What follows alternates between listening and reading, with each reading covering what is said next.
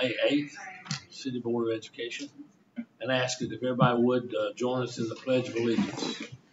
I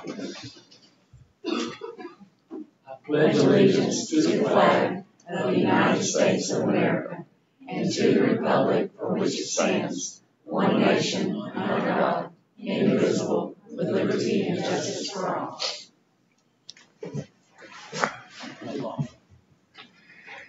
All right, thank you. Now I have before us adoption of the agenda and approval of the minutes of April 17th. Do you have a motion? Motion. Is there a second? Second. Any other questions or concerns? Additions, deletions? Hearing none, all of those in favor signify by that. Thank you very much. Okay. Dr. McMullen, you're going to have the information items. Okay. First, we will recognize the school system retirees. And so I will go ahead and, as listed, I will go in that order. And I know Miss Lori Bartek, I don't think she was able to be here today. But Miss Bartek, I do want to introduce her, and then we'll certainly be able to get her gift to her. Ms. Bartek currently serves as an early intervention and EL teacher at the elementary school. She has been with our school system for 16 years. She began her career in Jefferson as a 4th grade paraprofessional, and then she returned to school for her teaching degree. She has taught art for Plus Summer Camp, long-term sub for art at the elementary school and middle school. She started as a half-time EI teacher, and then she became a full-time EI/EL teacher at the elementary school. Her spouse is Greg Bartek. They have 2 children, Summer and Andrew, both who are graduates from Jefferson High School. Summer graduated in 2011, and Andrew in 2012. Both graduated from college and are doing well adulting. Her plans for retirement, Greg and Lori will travel to the national parks in their RV. They want to travel abroad, see grandchildren more, paint, and enjoy time in her yard and garden. So congratulations to Ms. Bartek. And again, we are sorry that she's not able to be here, but I will ask Ms. Joyner if she will come and accept this gift on behalf of Ms. Bartek, and if you'll make sure she gets that, that would be great.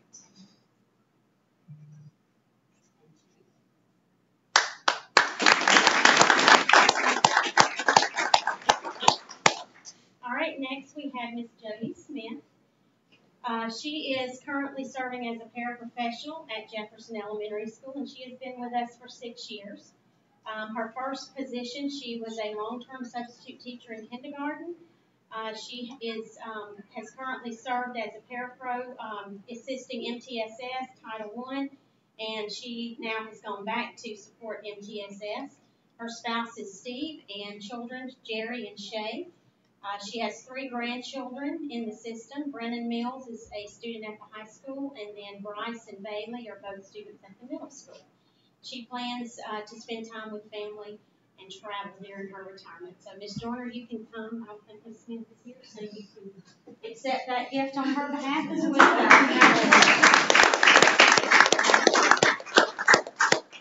All right, from the middle school, we have Miss Christy Potts. She is currently an 8th grade teacher at Jefferson Middle School, and she has been with Jefferson City Schools for over 26 years. Her first position was a 5th grade teacher at Jefferson Elementary. She has served as our Jefferson cheerleading program coordinator, coached competitive football and basketball cheerleading. She did not include this, but I'm going to. In her time as a coach, she won a state championship with competitive cheerleading, so congratulations to Ms. Potts for that great accomplishment. Her spouse is Nick, and he's with her today, and they have 2 children, Ansley and Cole. Her connections to our school system, she graduated in 1991, Nick graduated in 1989, and her 2 children, Ansley and Cole, both graduated from Jefferson High School. Ansley in 2015, Cole in 2019. She is excited about the possibilities that lie ahead, eager to spend time with family at the lake, and she hopes to remain in education in a part-time position. So congratulations, Ms.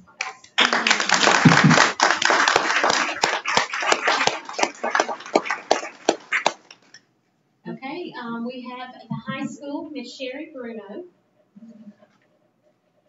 And Miss Bruno is a special education paraprofessional at the high school. She has been in our school system for over 25 years. She was first a special ed para at the elementary school. She served in the opportunity room there as well. She is married to Mark Bruno. Her children, William Baldwin and Jack Baldwin. William graduated from Jefferson High School in 2012, and she said she wished she could say she would be traveling abroad, but she is not really sure what she's going to be doing right now. Nothing that luxurious, but I bet you will enjoy trying to figure it out. So congratulations to Ms. Bruce.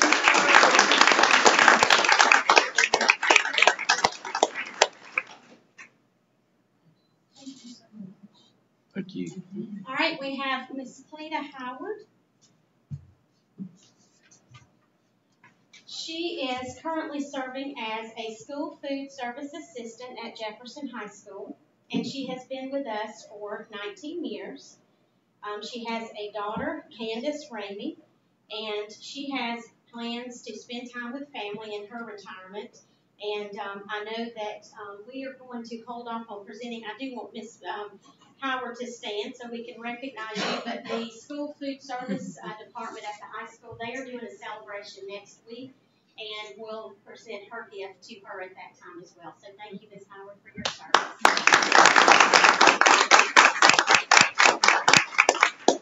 All right, and then at the system level, we have Ms. Marsha Edwards.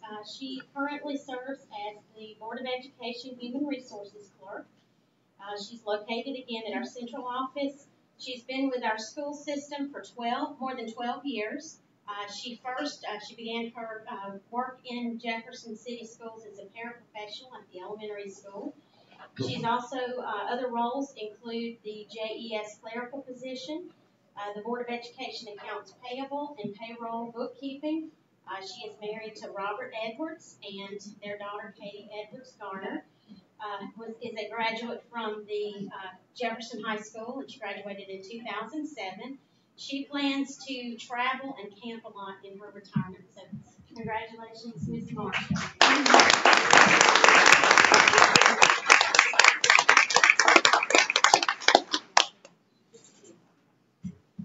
All right, and last but not least, we have Mr. Brian Moore.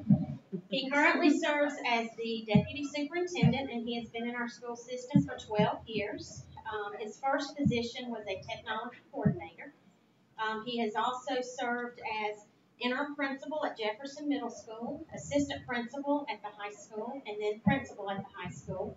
And before coming to central office to serve as the associate superintendent and now currently as the deputy superintendent. He's married to Jan Moore. They have 3 children, Bryce, Anna, and Abby. All 3 are graduates. Bryce graduated from the high school in 2018, Anna in 2020, and Abby in 2023, and plans for retirement. He looks forward to finding out what is next. So congratulations.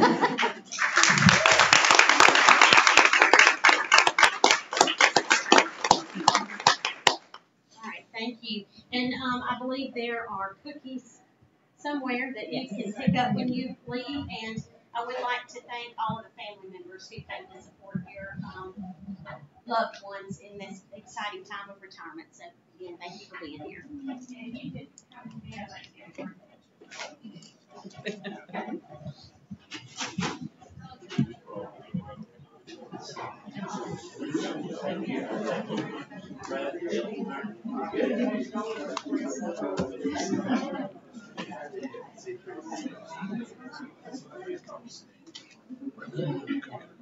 Yeah, where are the cookies? Yeah. We've been meeting since 2 o'clock. I bet we could get somebody to bring one up here. Thanks for that. Yes. All right, our student staff recognition. First, we have It's an honor for me to introduce Miss Gail Elrod, one of my elementary school teachers, and one of the reasons I became a teacher. So glad for you to be here, Miss Elrod. And she is going to, along with Amy Trawick, they're going to present certificates to our Young Georgia Author winners. It's easy to be a good teacher. Gail and I are very excited to be with you again this year. We both work with Northeast Georgia Research, and our association is one to sponsor Young Georgia Authors each year. We have lots and lots of great applicants, and we always have a very difficult time whenever we get down and selecting winners. But Jefferson City Schools always has great representation with their pieces that they submit.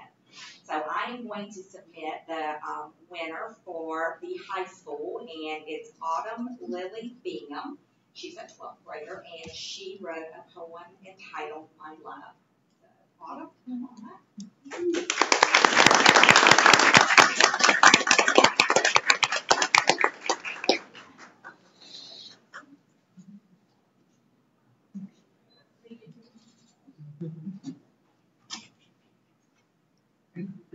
And I have the honor of recognizing one of your middle school students, Seth Crowder.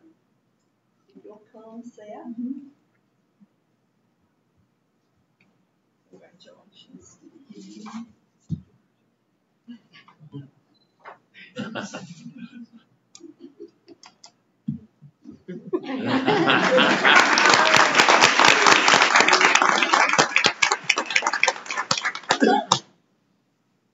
All right. Congratulations to both of our students. And again, thank you, Ms. Trawick and Ms. Elrod, for being here. Next, we have our Jefferson High School dance team. They are second in state for POM, and I believe Coach Caroline Cates is here to recognize the team members.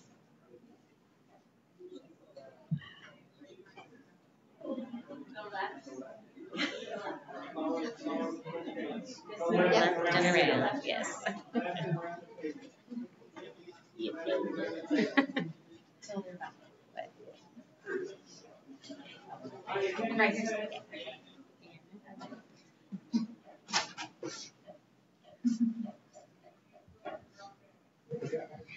All right, Coach Cates, if you'll introduce and tell us a little bit about the team, introduce each one, and maybe if they want to introduce themselves, they can tell us what grade level. Okay, I will.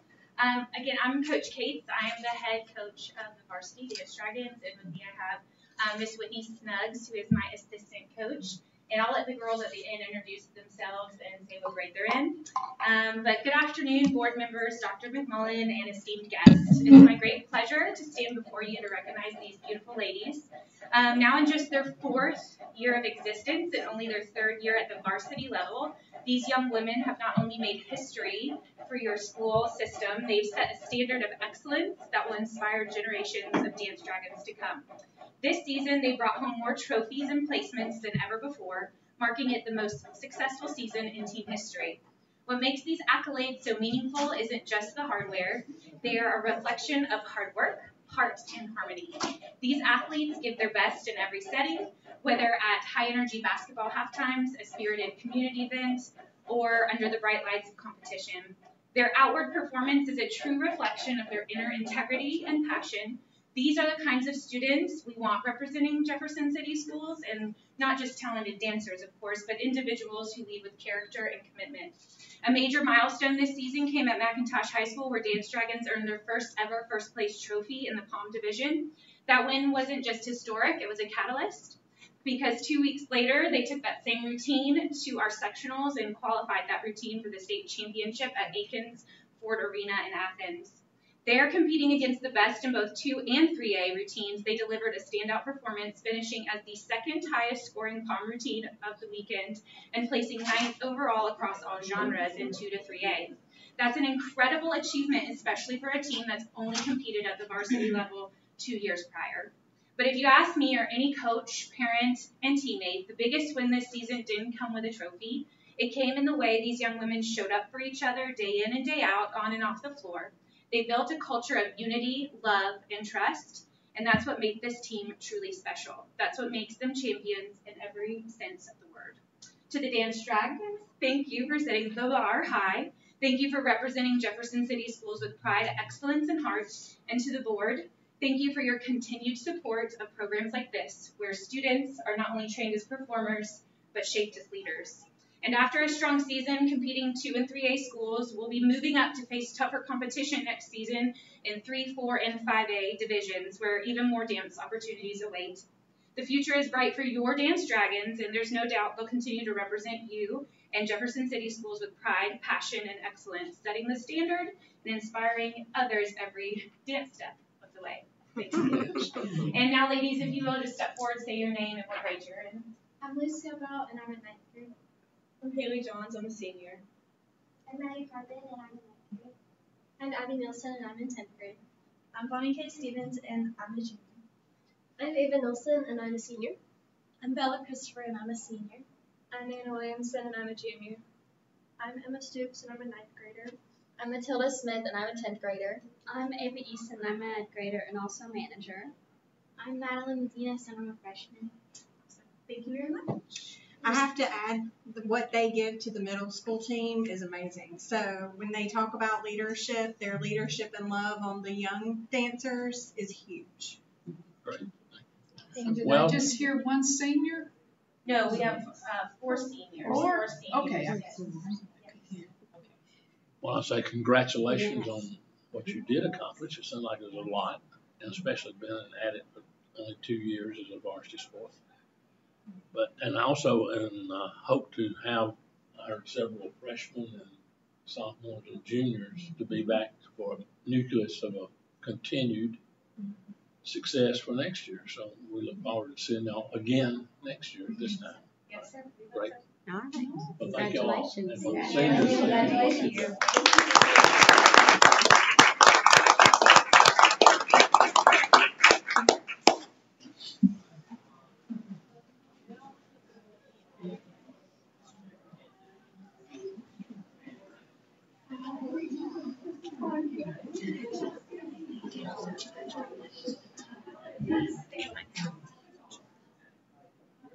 All right, we have varsity girls tennis team. Good to see you. You too. And we have Coach Kimberly Boswell and Coach Lawrence, Brittany Lawrence, but I believe Miss Lawrence is going to introduce our team. Yeah, so Coach She's Boswell been here. wished she could have been here, but she is actually in Washington, D.C. with all the 5th graders. So I bring our girls tennis team, and I'm going to let them introduce themselves, what grade they're in, and what they played for us. Okay, I'm Avery. I'm a sophomore, and I played doubles. I'm Anna. I'm a sophomore, and I played second doubles.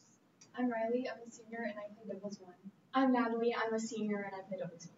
I'm Isabel. I'm a sophomore, and I played singles 2. I'm Josie. I'm a senior, and I played singles 3. Our singles 1 player, I think she's at practice right now. And this year was really surprising, and we're grateful for its season. We worked really hard. We came in 4th at region, which is lower than we've placed in the past because of the reclassification. We were put in a harder region with Oconee, really good at tennis, and Cherokee Bluff, they're both in our region, so that made us fall a little bit lower than we would have liked in region, but we came into playoffs seeded 30th out of 32 teams. That was pretty discouraging, seeing 30th next to our name after we had worked so hard the whole season, and we were set up against the 3rd ranked team, which was Luella. So we drove down like 2.5 hours, took the whole day off school to go what we all assumed lose, but we all played really long matches, Isabel especially. Mine was like 2.5 hours. Yeah. And it started raining in the middle. It was 3 sets. Everything that could go wrong Right. was starting to go wrong. It was a really long match. But the W's. Yes. And the way tennis works is that it's like best 3 out of 5. And during playoffs, if 3 matches win, we just pull the rest off the court because it's like we know who won the match. But me and Isabel were still playing. It was 2 people? It was 2-1 at that point. We were up, so only one of us had to win. But I went on the court last because I'm 3 singles, and I was on for about 40 minutes, and I had an easier match. But me and Isabel won at the exact same time. So we got to put in a 4-1 victory over Luella, which was the 3rd-ranked team. Next, we went on to play Mary Persons, also pretty far away. They were ranked 16th, and when we arrived, they were all wearing colorful wigs. Very confident in their victory, I assumed. Yeah, so everyone was in different colored wigs, and that threw us off a little bit, but we were like, that's okay. If we beat people who are wearing wigs to warm up, that'll make us more proud. Right, you'd be even prouder of our victory. So we won. That was us. Everyone had a really close match. There were some tough losses and tight games, and we won that match 3-2. And then we went on last Thursday, traveled as a team down to LaGrange. They're the 6th-ranked team in the state, and we put up a strong fight. I mean, it was the best playing we had this season, but that was so that put us at the Elite 8. But we ultimately are out. That's okay, because this is the first time since 2007 that this tennis program has been in the Elite 8. So we're super proud of our season, and thank you for having us here to celebrate. Absolutely. Okay, yes, thank you. I can see why you made her spokesperson. I know. Have you not met Josie? And Coach Lawrence has been here before, so she knew the routine, right? Yeah, So you know what to do. Well, congratulations. Yeah, Thank you. awesome. Are you going to get a wig for next? I think that didn't work for them. So we'll stick to our own hair, right? Yeah. Good. Well, thank you all for being here. Thank you. Thank you for your support. Sure. Yeah. All the cheers that y'all sent our way. We really adopted the road warrior status this season. And having Team 30, as Josie said, was a little discouraging, but we were definitely underestimated. And that gave us a grit and a fight and just a passion to go out there and represent Jefferson. Thank you. Great. Yes, Thank congratulations.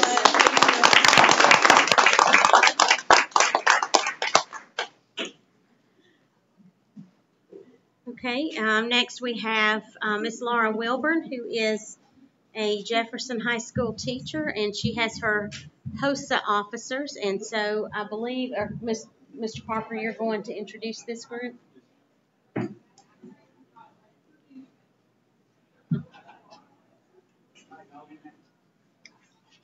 All right, so we have Ms. Wilburn, our HOSA sponsor for our CTA club, CTSO, and we're going to present them this award. I'm going to tell you a little bit about the award, and then I'll let Ms. Wilburn explain a little bit about what they did there. So this is, as you can see on the board, it's an educational partnership award with the American Red Cross for the Northeast Georgia District. And there's 30 counties in this district, and so we were nominated in this area, and then we were selected as the winner of the Partner of the Year. And so the reason that you get selected is for your growth in the program.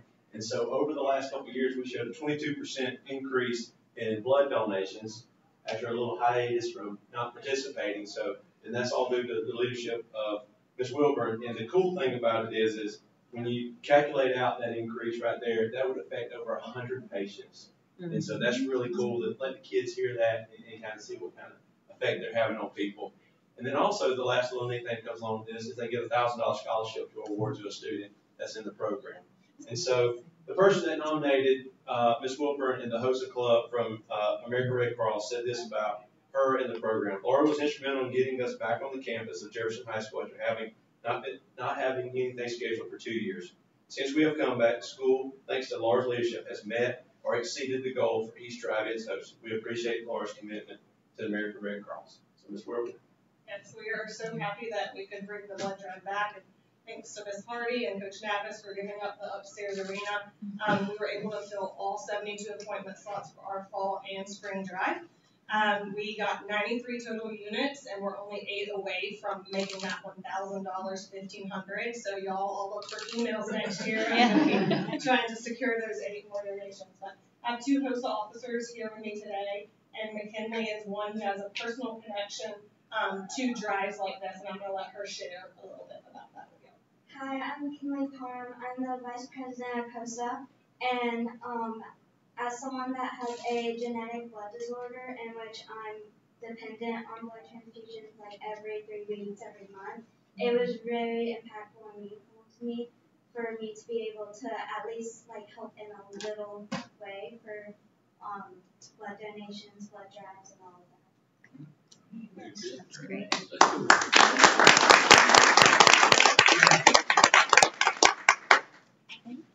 Well, thanks for sharing and Thank you. congratulations. Yes, thank you. Thank you, ladies.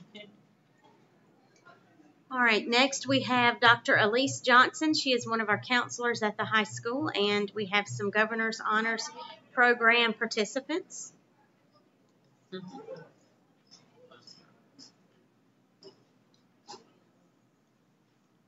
All right, Dr. Johnson, we'll turn it over to you. I'm Elise Johnson. I'm one of the counselors here at the high school. And we're here to recognize two of our very best students who will be participating in the Governor's Honors Program this summer. The Governor's Honors Program, or GHP, as many of you know, is a residential summer program for skilled, knowledgeable, and talented high school sophomores and juniors. GHP offers instruction that is significantly different from the typical high school classroom and is designed to provide students with academic, cultural, and social enrichment necessary to become the next generation of global critical thinkers, innovators, and leaders. And these two will do that. This year, about 4,400 students were nominated across the state, and nearly 1,500 of them were selected as semifinalists for interviews and auditions. Approximately 650 of those students across the state were chosen to participate in the summer program as finalists. And like I said, they got two of our very best. We have Caleb Wesley here, who's a 10th grader. He was selected for the music program. He plays the trumpet, so brass. His nominating teacher was Mr. Nick Golding. And then we have Emmett Tripp here, 11th grader. He is going to GHP in the area of mathematics. And his nominating teacher was Miss Amberly Roberts. Congratulations. Wow.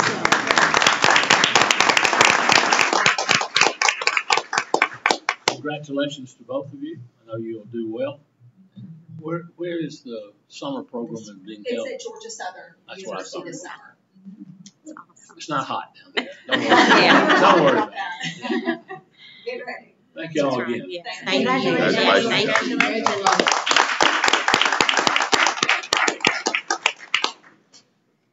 All right. And last but not least, we have Mr. Bob Pittard, who is going to introduce our Europe World War II trip participants. And we are grateful that he was able to go on that trip. And so we'll turn it over to you, Mr. Pittard. All right. I like the other way they did it, where they introduced themselves. Oh, okay.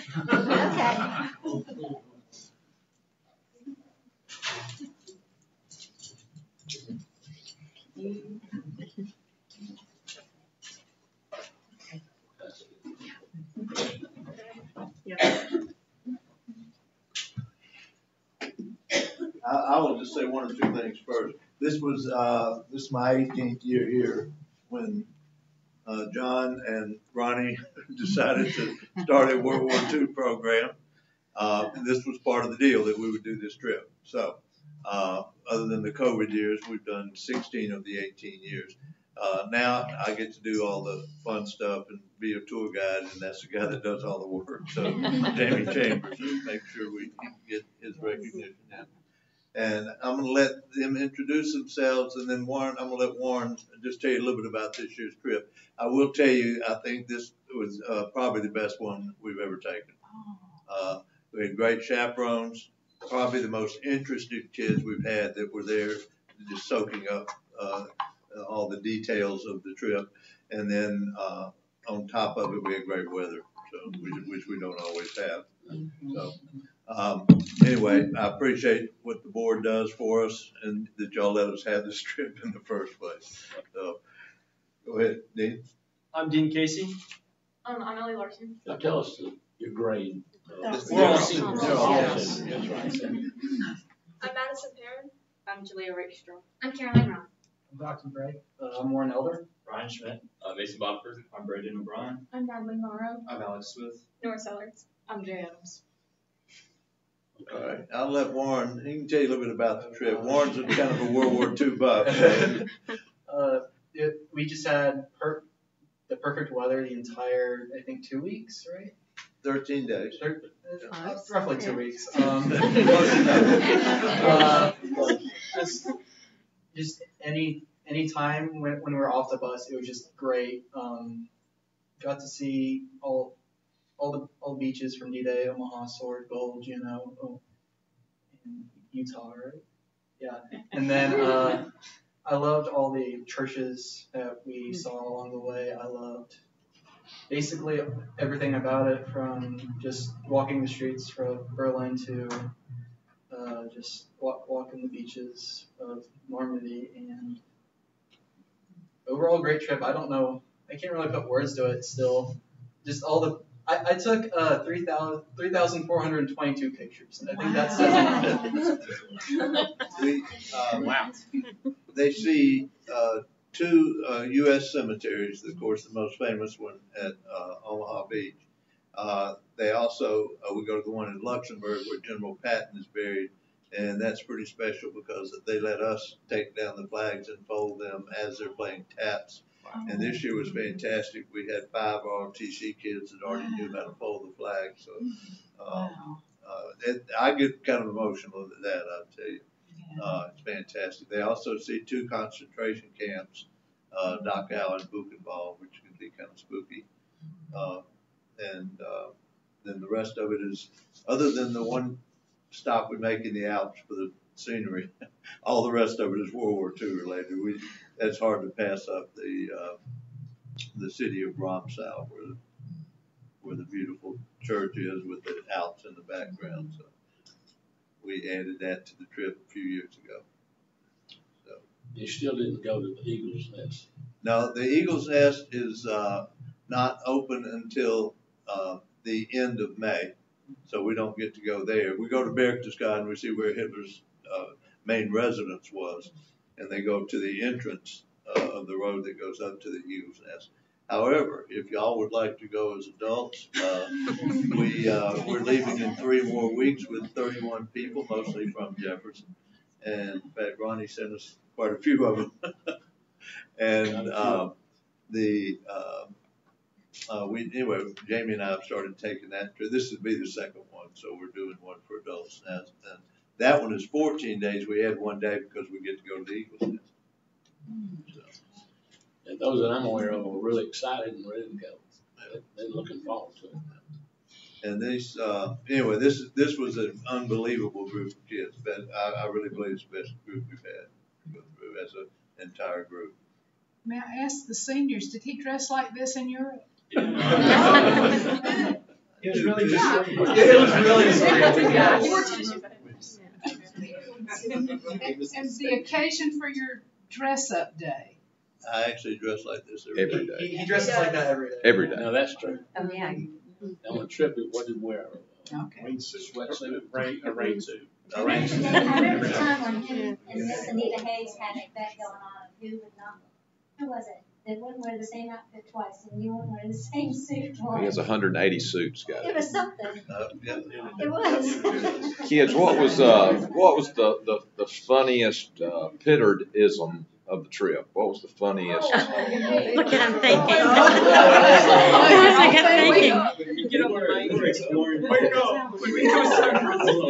What was the dumbest joke you told? Social Security.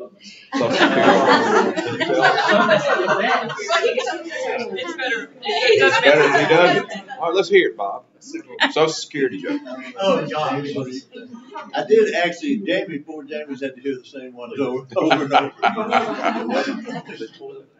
Well, some of the farms, and it's, of course, pre-harvest, so they have, it's white, I guess, plastic that they cover all the crops with. So I was explaining to them that they grow their own toilet paper here, and that they would get about 10,000 rolls out of each of those.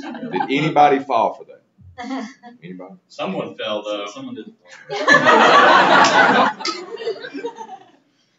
Some of what I tell them is true. Somewhat. Yeah, some. Like the guy hanging from the 8 to 10%. 8 to 10%.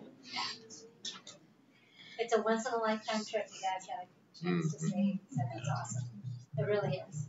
And I know Mr. Pittard mentioned about how instrumental Jamie is this planning this trip, but he also is instrumental in our Scotland exchange trip planning as well. So thank you. I want to make sure we make that recognition as well. Yeah. Can I add something real quick? Yes. My family in World War II, they all served in the Pacific, so like you can't really see where they've been, but like I really appreciate it that I could just see it all, like where these places were instead of like a textbook or a picture. It was really impactful for me. So if y'all have seen Band of Brothers, we actually go to those foxholes in the woods. Yeah. So I mean stuff like that. We go in the courtroom where the Nuremberg trials were held, all those. So they see some pretty special stuff. Sounds wonderful. Yes. Thank you for representing Jefferson. Yeah. Thank you. Great group. Yeah. Thank y'all.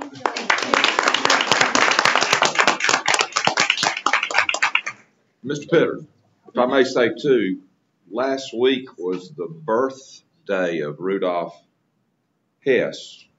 And so you students, this man right here guarded him, Mr. Hughes. And I do tell them that in my class, by the way. I make sure to read Yeah. Yeah, we did actually tell them that on the trip, but I tell my class every semester that you were one of the guards there. 2 years. Yep. 2 years. How long were you? 2 years? 2 years. They didn't escape that whole time. They died. All right. Well, thank y'all again. Yes, thank you. Yes, Good thank luck you. the next 2 weeks. I did. Yes, and I was actually, yes. Yes. I was Does a talking great with Jay job. on the yearbook. She's the editor. It was so good. It's phenomenal. I went through it cover to cover at lunch today. So good. I know, I've heard nothing but great things. Yes, Thank you. Fantastic. Thank you. Thank you.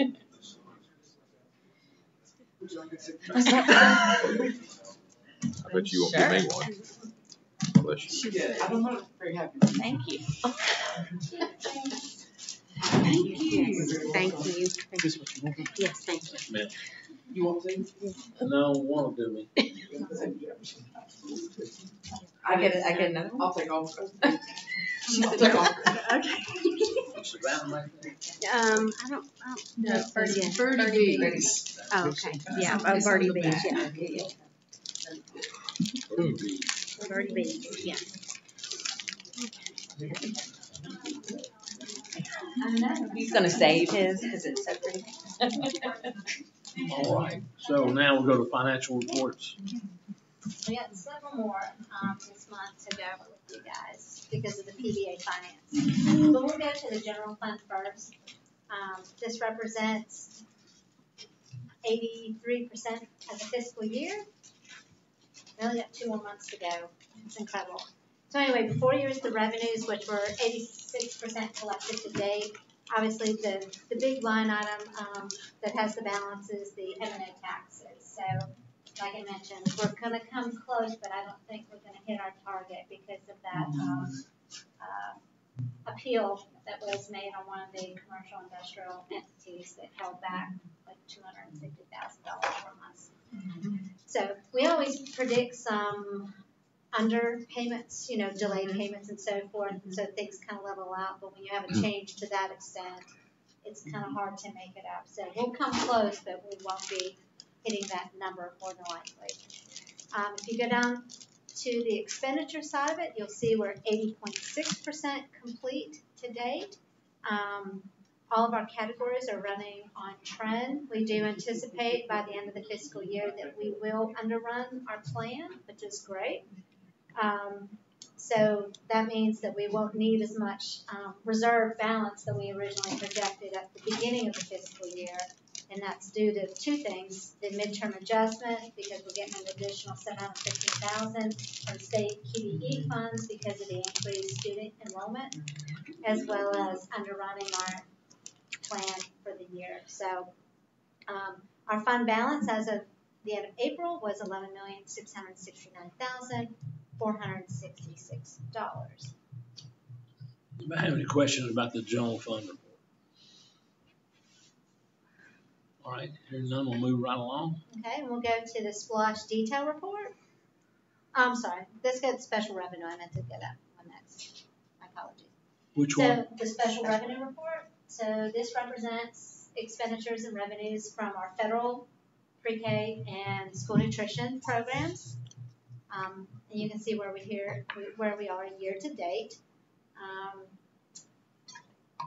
I mentioned school nutrition had a fund balance of like $1.5 million at the end of FY24. So their current overage of expenses over revenues will utilize that fund balance, which that's what it's designed to do.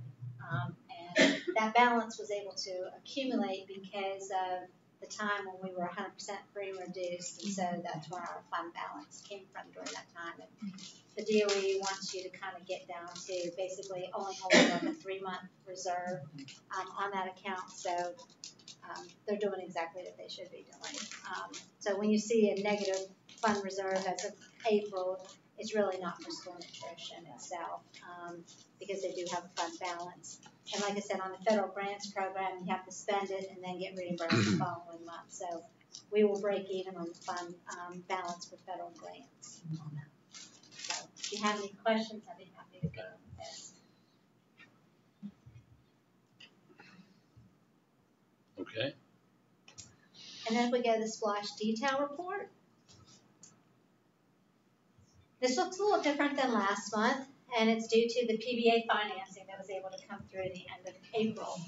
And so what I did here is I've taken out the expenses that the PBA is financing related to the middle school. And so you'll see those on the middle school project report. I'll show you in a little bit, okay? So it's not that they disappeared, they just shifted in funding from the splosh account to the PBA financing. So what you have before you is the splosh revenue for the month of April. You'll see that it was up 8% compared to April of 2024, which is a good sign. Obviously, our interest it'll start to grow back up as our splosh balance reaccumulates, because now we've refunded that balance and we will grow a greater interest on our money there. And of course, our expenses, which you don't see anything here because we paid it for the middle school, which was under the PBA grant itself. So, splosh revenue-wise, we ended the month $2,209,054, and I put an asterisk. The splosh is receiving almost $8.2 million coming back into it from the PBA for the expenses that we previously paid out of splosh. If you guys remember, they approved a resolution in December, which gave us the flexibility to collect up to 60 days of expenses. So that took us back to October. So any expenses from October, to when the PBA was closed, we can pay for out of the PBA itself. Along with, we also picked up the design fees, which was paid even earlier that for Buckley. We paid almost like $1.5 million in design fees. So we were able to recoup that money that we paid out of splosh. So what we're going to do is I'm going to reflect the $8.2 million, but it's going to be below the line. So the intent behind that is that we are going to reserve this for future projects, the high school project or the elementary and so forth. So we're not going to reflect it as money that we're going to look towards, whether it's technology buses, instruments, things of those nature. We're going to focus on the balance of this 2.2 and whatever new money we accumulate to reserve that 8.2 for our projects. So, does that make sense? So, okay. And if we'll carry forward just the projection report. Again, this has been adjusted for the money that, the expenses that we transferred over to the PBA itself, and then just kind of looking forward to, expenses that are traditional and normal to come out of this particular fund, whether it be technology or, equipment, band equipment, etc., or buses. So we'll refine this as we define all those in a timing. But the good news is our kind of like average for splosh, we were able to kind of pick up, and we're running around like over 6-month average, about $553,000. So we're grateful people will continue to buy local. So All right, if we'll go to the middle school expenditure report. You know, the project total, the GMP for the Carroll Daniel side of the project is $35.5 million. So you can see on this list that we have spent $23.2 million to date, which leaves us $12.3 million to go. You're going to hear an update from Mr. Moore. They are doing a fantastic job. They're staying on track. And Carol Ann will say they're even pushing forward. So I think they're actually going to trend to be ahead of schedule. It looks like it, but they're giving themselves some leeway, which is great. But they're doing a phenomenal job on this project. So hopefully, in the end, on this particular project, that we will see hopefully a slight underrun that we'll be able to apply towards the other future projects themselves. So anyway, if you have any questions, I'll be happy to answer those.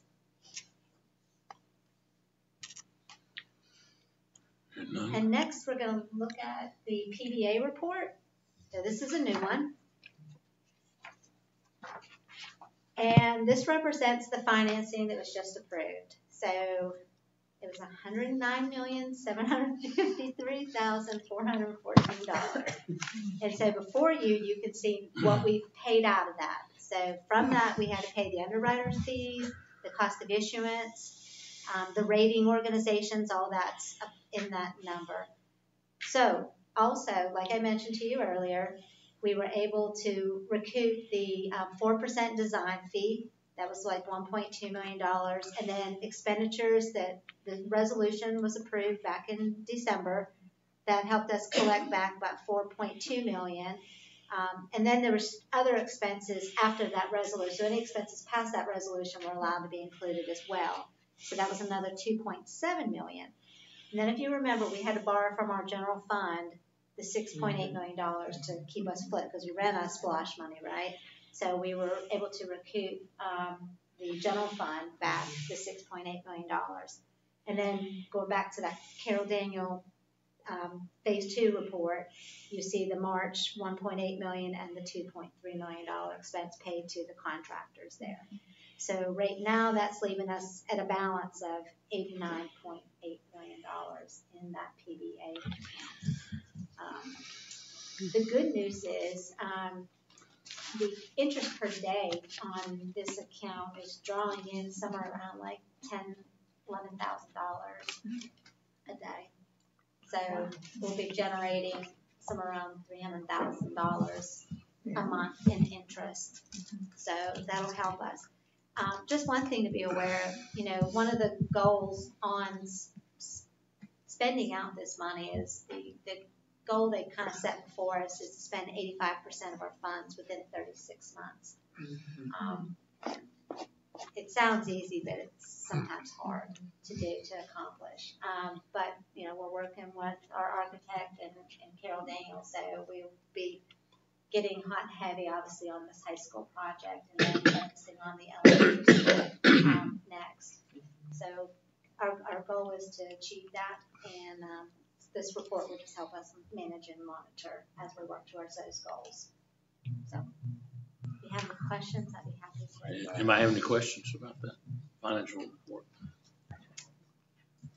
And she didn't mention, but the PVA, if everybody is stands for the Public Building Authority, and it's the bond issue we just completed. Yes.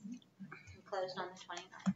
Yeah. Okay. Last but not least, some lesser numbers. Yeah. The utility. So you have before you the electricity, gas, and water comparison this year versus last year. Any kind of changes of sorts. You know, one of the reasons, obviously, on electricity is the contractor, right, at the middle school is utilizing our electricity and our power lines. They don't run a separate meter to be able to support what's happening inside the building. So that's a primary reason on that particular facility there. And then water. Overall, that high school is getting back on track. But we're going to continue to follow, like I said, on that to identify. There might be something small, but we've taken care of the major issues up there.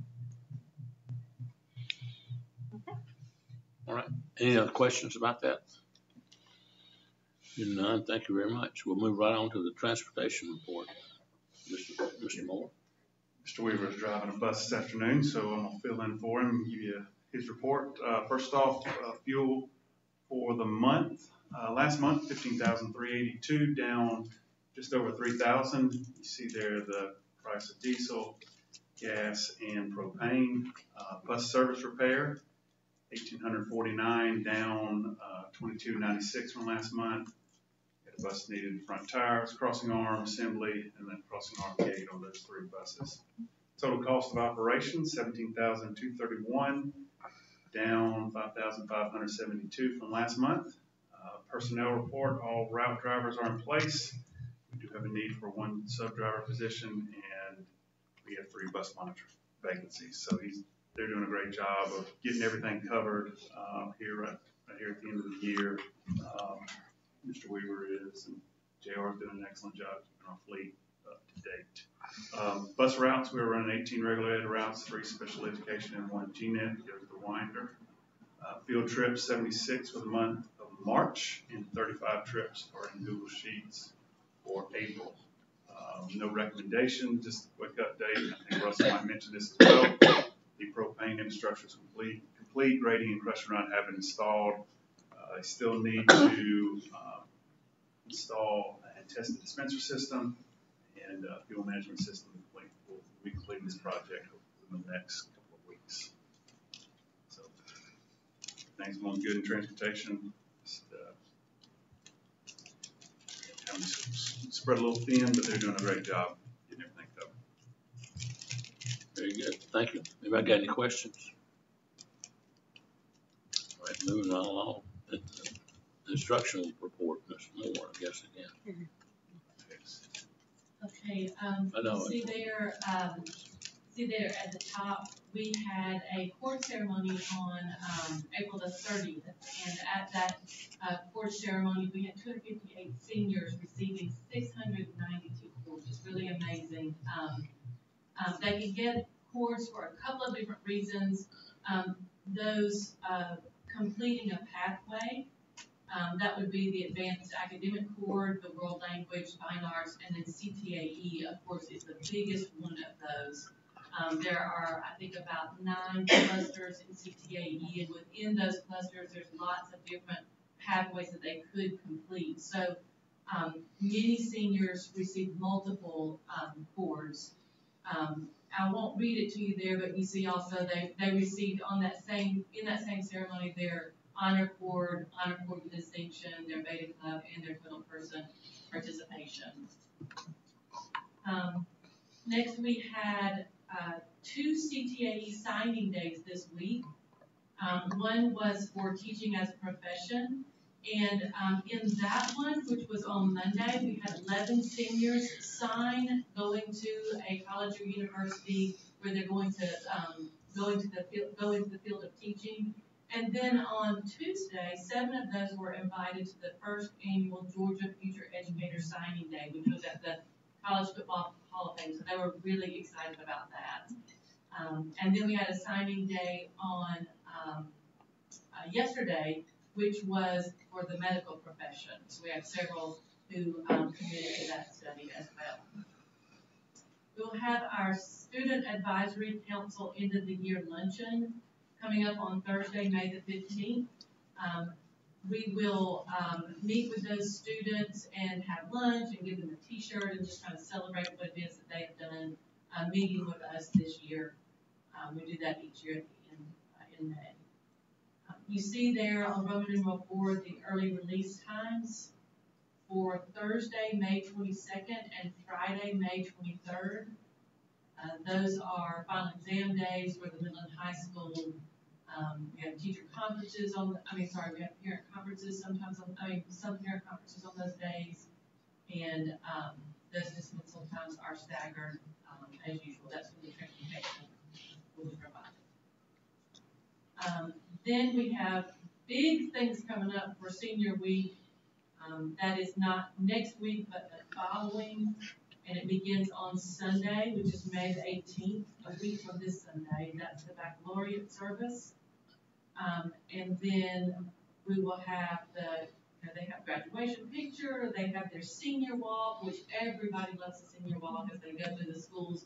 If you haven't been able to come to that yet, you really should drop by to one of the schools to see the whole class walking through all the schools with kids out there, the underclassmen watching them. It's really awesome. That is, we get in all our steps that day. All of them. It begins at 9 a.m. and then that night they have the senior car parade. So they drive where they walked earlier, most of where they walked. And then on Thursday they have that senior breakfast and graduation practice, and then they have that field day that they're most excited about, I think, and graduation on Friday. So remember, and I'm sure you'll get this in text messages or emails later, but remember that you will have parking on the street where you normally do, and then also you will have a dinner provided for you, Chick-fil-A months, in the field house like Miss Hardy did last year. So just let you know, 7:30 arrival time. If you want to eat, though, I suggest you get there before 7:30. I think people are going to want you to line up around 7:30. And then we do have a principal work session scheduled. We're actually going to do it in this room this year after post-planning on the 28th of May, where we're just going to make that a real work session for our principals with instructional services. And then I have for you the list of field trips. The Washington, D.C. trip from the Academy is going on right now. They actually return, I think that's Saturday. And you see there the list of places that they have visited or will visit in the next day or two. The middle school national parks trip that is out west begins on May 27th. And they will go to San Francisco and all the area around San Francisco, the Golden Gate Bridge, Alcatraz, Yosemite. Then the high school goes a little bit further, and then they leave on the 25th. Both of those national park trips return on June the 1st. The high school is headed out to Hawaii, so they will see those a couple of different places that they've seen over the last few years. I think the Dole Plantation, craters, volcanoes, Pearl Harbor, and then Scotland Exchange back for the 22nd Cultural Exchange. Those students from Hermitage Academy will arrive here on June the 7th and stay for 2 weeks. And then, that's our students going to Scotland. I said that backwards. Our students head to Scotland on June the 7th, return on the 21st, and then they come here in the fall like they typically do. September 27th arrival date. We do have the GSBA board recognition application that is going to be due at the end of July. I think we will qualify, you guys will qualify for the executive board recognition, and then we should complete that application. So, then I've had a technology update. We're wrapping up integrated assessments at JA and JUS, as well as the high school. We started AP testing, and then I believe next week we'll do end of course assessments at the high school. So we're just busy supporting schools with all the online testing. Waiting for the end of the school year. Thank you. They didn't copy me a nickel. Which is uncommon. Yeah. Okay. Anybody got any questions about the reports, Dr. Hicks, or about the technology also? Hearing none, we'll just move right on to facilities. You gonna do that, Brian? Yes, sir. Just real quick on the middle school, like Kim mentioned, it's getting close. They're actually hoping to get a CO here in the next couple of weeks, hopefully before school lets out. I know Ms. Knight is planning for the transition. They've got 2 days to get things out of classrooms for the summer renovation that will kick off on the first day of post planning. So I know she's been working hard, but as her staff has been getting ready for that. But just an update on 2 locations there, the admin, library, and classrooms. The areas that are completed. Pictures? I don't have any, and I apologize. Those were good ones today. Corey's been out of town all week, and I didn't get them. Exterior windows and doors, interior storefront, canopy roofing, and exterior lighting. Near completion, hard tile, exterior soffit, casework, and plumbing fixtures. And then about halfway complete of the precast columns. The ones on the front look to be complete, and the ones on the side about halfway. So getting there, and then LVT flooring is going down now as well. Towards the back of the new gym, the areas that have been completed are exterior windows and doors, coiling doors, interior glass, basketball goals have been installed, scoreboard and shot clocks are installed as well. Areas that are close to completion, bleachers and plumbing fixtures, and about halfway completed gym floor, sanding and finishing. So put the striping down as well, so all that should be done hopefully in the next couple of weeks. So getting close with phase 2. Just a couple of other things I wanted to mention. Student services here at the high school, their HVAC is completely down and it's going to need to be replaced. So this area supports that office opposite of the principal's office as you go in the front door. And so we'll be gathering quotes to replace that unit. And then we are needing to relocate the 3 trailers that are at the middle school in the back there. 2 of those will be going to the elementary school, and then 1 will go to the high school. So hoping to be able to do that soon after the school year ends, because Russell will need to do some things to get those ready for classes starting in the fall. And then maintenance update, I'll turn it over to Russell to mention those things. Yeah, we got the ag barn update during spring break, and the week after added an additional big barn, I guess is what you call it. And we put new lighting and electrical in for their needs.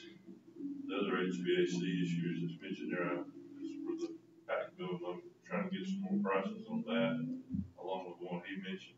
And we've already heard that the propane site was finished also this week, so that should be usable as soon as they get ready to use it. Okay. That's all you have, Mr. Yes, sir. I wish you had the pictures, because especially that front picture of the middle school is really impressive. And okay, thank you. And next we have the GSBA Summer Conference. That will be held in Savannah, Georgia, June 5th through the 7th. On Thursday, June 5th, we have the pre-conference workshops. And for this year, since our board is one of the 4 participants in the Excellence in Governance Institute, our pre-conference workshop will be a work session. And I know after this meeting, we have a work session to get ready for that next work session. So you'll make sure you mark your calendars. Kim has prepared your packets for you that has your hotel accommodations and travel form. I will be communicating obviously with you closer to that time, but we will have dinner with Carol Daniel on that Thursday night and dinner with Amy from Craig Buckley's office on Friday. So I'll get you that information as well.